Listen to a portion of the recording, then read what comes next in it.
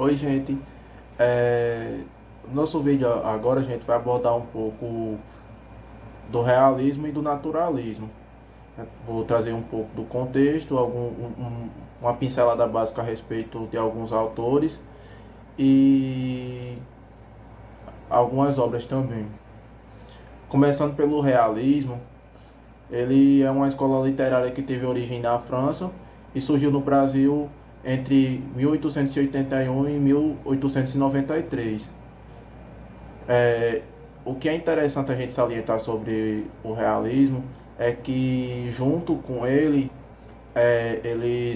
surgiram outros estilos como o parnasianismo e o naturalismo. É, o nome realismo, ele,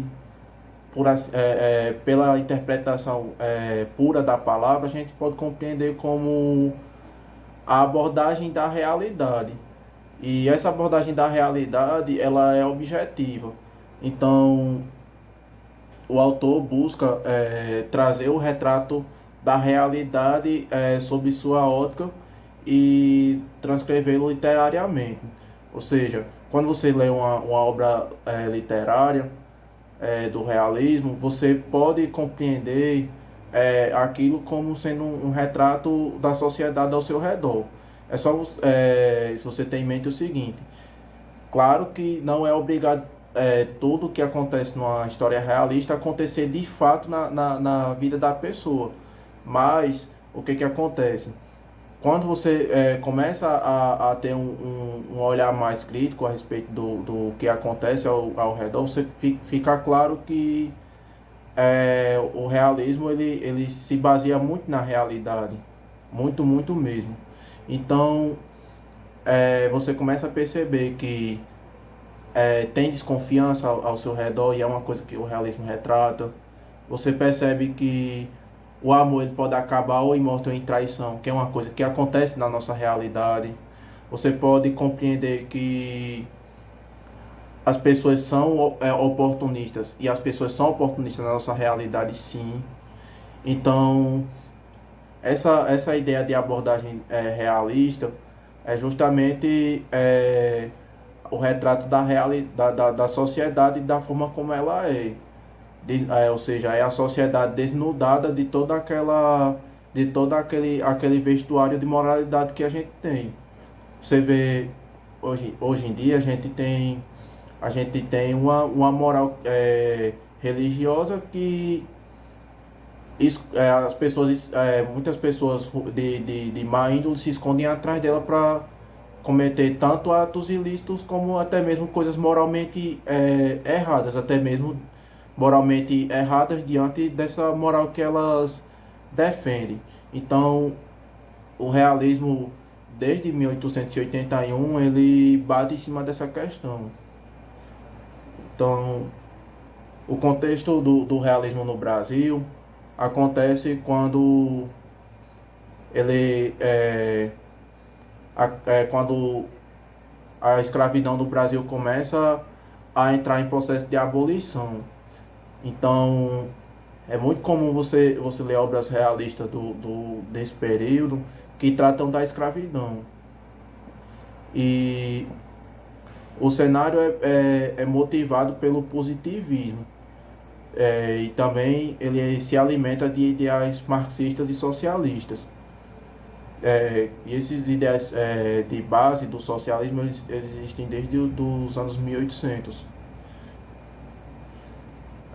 A característica do realismo é justamente a principal delas é a inversão dos valores que são levantados no romantismo, que são os valores que eu falei e volto a reforçar, que são a ideia do amor verdadeiro, que é a principal, a ideia do vilão e da mocinha bem definidos, é, são o enfoque no homem e no seu cotidiano, ou seja, se eu que sou estudante universitário fosse personagem de uma obra realista, então o meu cotidiano seria relatado por eles como uma pessoa que frequenta a universidade e que dentro dessa universidade existem pessoas com as quais eu me relaciono, tem pessoas que de certa maneira querem ocupar um lugar que eu ocupo e por aí vai. São enfoques do cotidiano dos personagens. E outra característica marcante do realismo é a crítica social. E como ele usa uma abordagem focada no cotidiano das pessoas, então ele usa esse artifício também para fazer críticas à maneira, principalmente à moralidade das pessoas, que é como eu já falei aqui no vídeo. E, por exemplo, em Quincas Boba, é, que é um livro que eu recomendo fortemente vocês lerem, é que as pessoas, quanto mais você tem, mais as pessoas se aproveitam de você. Essa é a principal mensagem do livro. Porque o Rubião, ele herda uma grande fortuna do Quincas Boba. É, falar um pouco sobre o livro, ele trata como... Ele é tratado... O livro é falado do ponto de vista de um cachorro que é homônimo, ou seja, tem o mesmo nome que o falecido que deixa a fortuna, que é Quincas Boba. Então, ele vai vivendo a vida dele, se aproxima de pessoas, sai do interior, vai para a cidade grande. Quando chega na cidade grande, o Freitas e a mulher dele manipulam o Rubião até que lhe tomam tudo que ele recebeu de herança. E é uma coisa que costuma acontecer tranquilamente no nosso na nossa sociedade. É, trazendo já um pouquinho para o nosso cotidiano, o genro de Silvio Santos, há alguns anos, ele aplicou um golpe que ocasionou na falência de um banco, do Banco Pan-Americano. E então, quer dizer, o cara se aproximou, era da família supostamente de confiança e ainda assim aplicou um golpe no senhor do baú, né? Então ninguém está imune a esse tipo de oportunismo. É, a linguagem ela é simples e objetiva, mas tem um detalhe. Existem autores que defendem que a linguagem é rebuscada. Quem tiver a oportunidade de ler Machado de Assis, por exemplo, vai ter, se não tiver feito outras leituras, não tiver um léxico bom, não tiver um aparato de estratégia de leitura, de inferência, de questionamentos a respeito do que está escrito, não vai conseguir ler Machado de Assis com tranquilidade, porque a linguagem, se você ler a obra com a linguagem original, você não vai conseguir entender, porque existem termos que estão fora de uso há 100, 200 anos. Vai existir termos que são pouco alterados do português de Portugal para o nosso. Então, quer dizer, nem sempre essa linguagem vai ser objetiva. Entretanto, a abordagem do processo de construção de história dos personagens, ele pode sim ser considerado objetivo. Então, a outra característica importante é a descrição detalhada de personagens e ambientes. Ou seja, na obra realista, que também é uma característica de abordagem do real, é fazer com que o leitor tenha uma imersão muito grande dentro da obra. Ou seja, você vai descrever uma obra, aliás, você vai descrever uma cena, você tem que fazer a descrição completa da cena. Ou seja, você tem que descrever se é dia ou se é noite, você tem que descrever a cor de um assento que o personagem se utiliza para sentar. Você tem que fazer uma descrição a respeito das roupas que as pessoas vestem.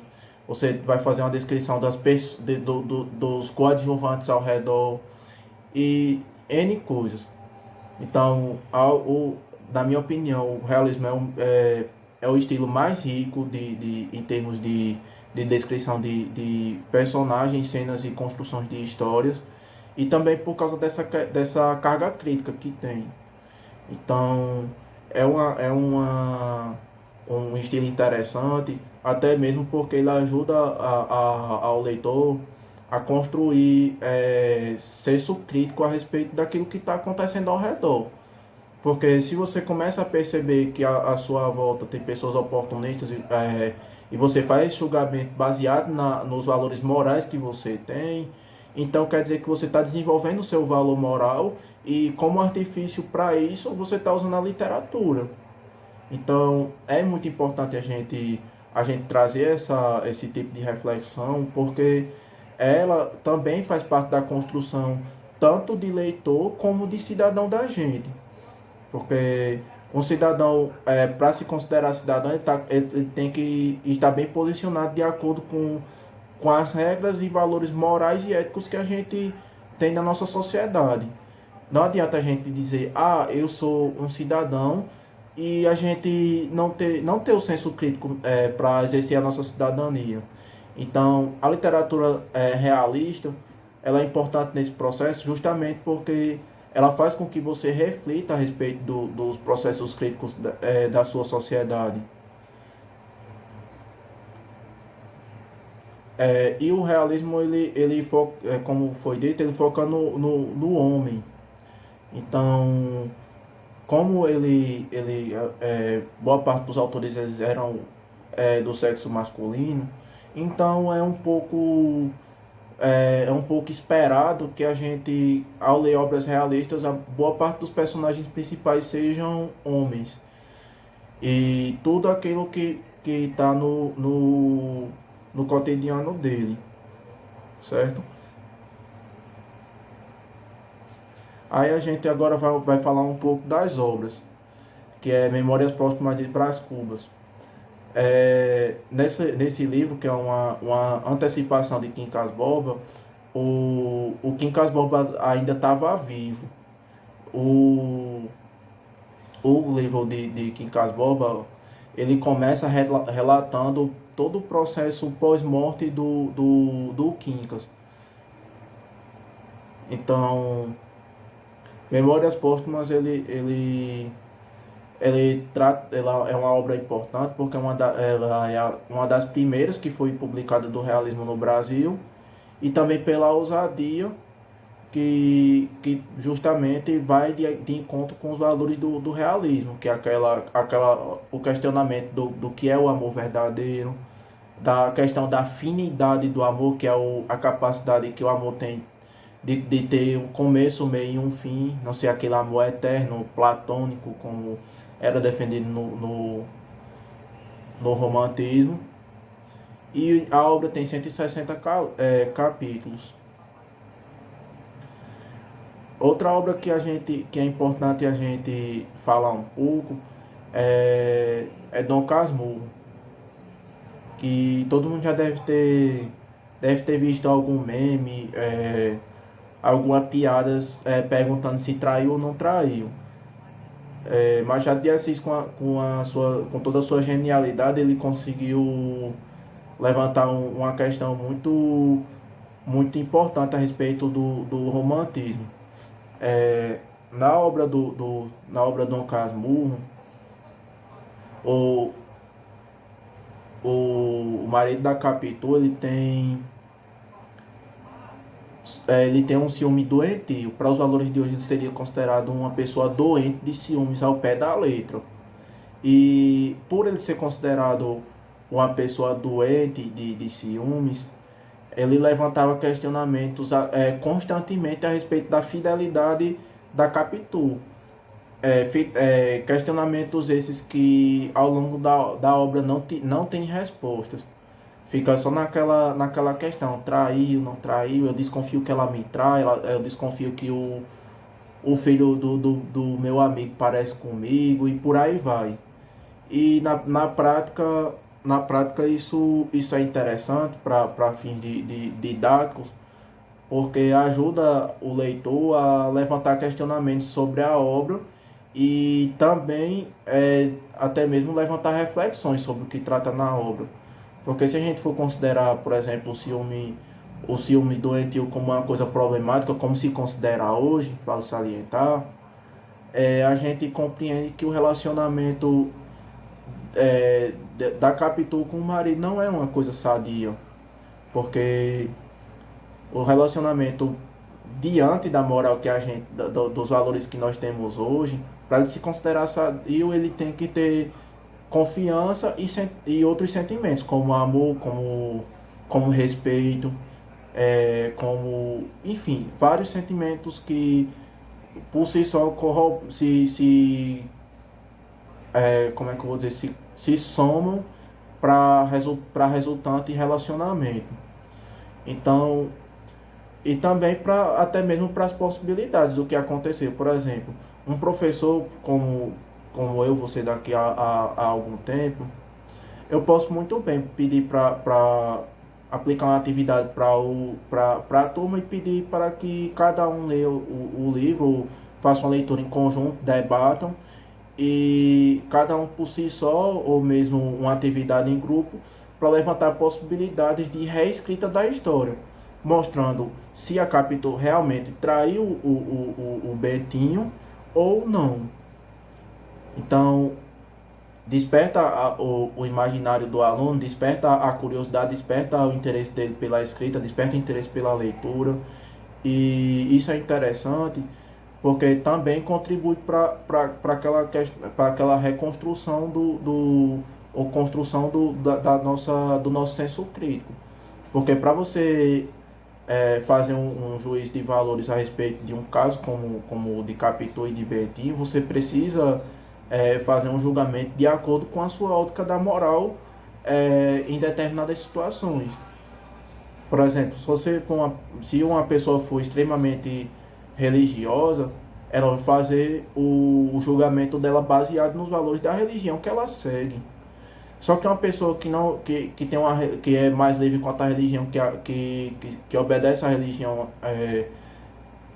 um pouco, mas não é aquela pessoa tão ortodoxa, ela já vai ter um juízo de valores diferente.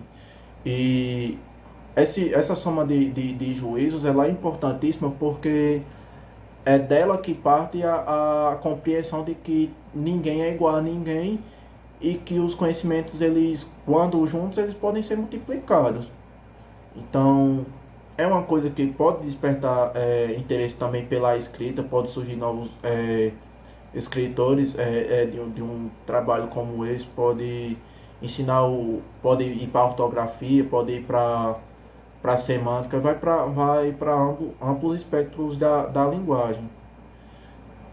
E como eu já falei aqui um pouco do Quincas Boba, é uma trilogia que ela aborda o casamento por interesses. É, o narrador é um narrador onisciente e por ele ser onisciente, ele relata tudo o que acontece na história. É como você vê um jogo de damas, duas pessoas jogando e você começa a relatar tudo o que está acontecendo. O adversário das peças brancas atacou foi para a diagonal do lado direito, enquanto o outro foi para o lado direito também e por aí vai. Esse tipo de narrador ele tem um poder maior de contar detalhes porque o ponto de vista dele é sobre todo o cenário e personagem da história. Ao contrário do narrador personagem, que é aquele narrador que é uma pessoa que está dentro da história narrando os próprios acontecimentos, ele tem um poder muito maior de relatar o que acontece na obra, justamente pela onisciência dele. Já o Ateneu de Raul Pompeia é uma obra do realismo que trata da realidade de um colégio interno. Para alguns aqui devem saber que existe o colégio interno de Jundiaí, que fica no distrito de Macaíba, que funciona como internato. Uma parte do dia você faz um curso técnico numa área a escolher no ato da inscrição, você fica internado lá e o ensino médio você faz numa outra parte do dia. Então, você por esse motivo você precisa fazer uso das instalações de internato da escola. E também esse colégio ele possibilita também que você estude tanto só o curso técnico como o curso técnico lá e o seu ensino médio em paralelo em outra escola. Por exemplo, eu posso muito bem fazer o curso técnico de agropecuária que eles ofertam lá, e durante a tarde ou a noite eu estudar em uma outra escola, tranquilamente. É só escolher na modalidade subsequente lá que dá tudo certo. E esse livro Pompeia, voltando ao assunto, ele foi composto por 12 capítulos e foi escrito em formato de folhetim. Para quem não sabe, folhetim, ele era um veículo de comunicação parecido, ele era veiculado junto com os jornais. E eram histórias que tinham uma tiragem limitada, descrita nos jornais, e isso o folhetim é um precursor da radionovela, que por sua vez são precursores da telenovela que nós temos hoje. É, Particularmente eu não conheço nenhuma emissora que faça radionovela a mais, acho que é uma coisa que ficou no passado, mas com certeza todo mundo deve conhecer alguma novela que passa, seja na Globo, seja no SBT, seja na TV Record, seja na Bandeirantes. E todas essas novelas que nós temos hoje, com personagens que são interpretados por atores que a gente vê tanto a encenação como o rosto do ator, isso é tudo de origem lá nos folhetins dos anos do século XIX.